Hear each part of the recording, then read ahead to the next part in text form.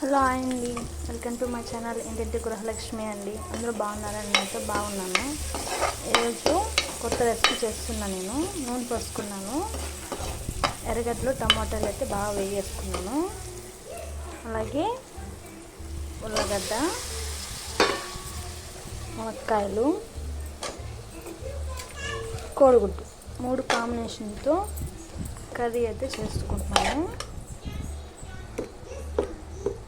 పసుపు వేసుకుంటున్నాను, కారం, ఉప్పు,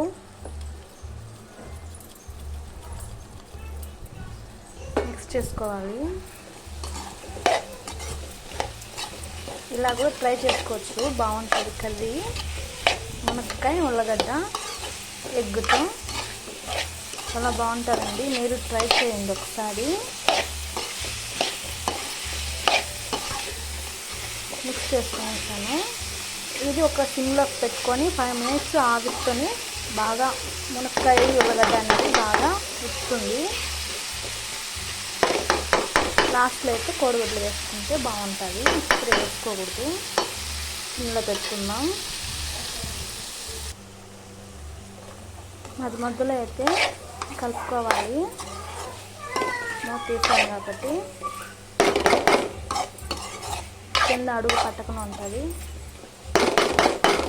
ఉల్లగడ్డ తొందరగా ఉడికిపోతుంది, మునక్కాయ ఉడకదు. సిమ్లో పెట్టుకుందాం.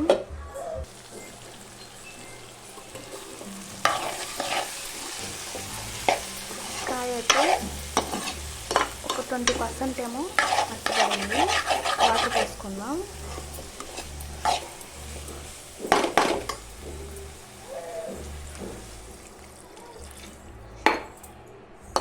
నేను ఒక గ్లాస్ వాటర్ వేస్తే పోసుకున్నాను.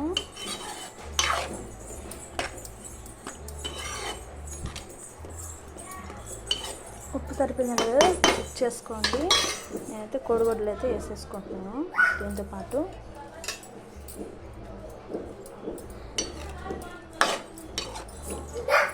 బాగుంటుంది, ఒకసారి ట్రై చేయండి మీరు కూడా.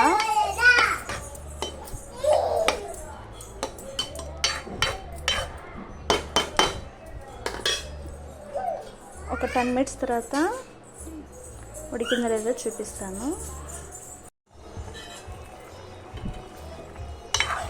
మునక్కాయ అయితే ఉడికిందో లేదో ఒకసారి చెక్ చేసుకోండి.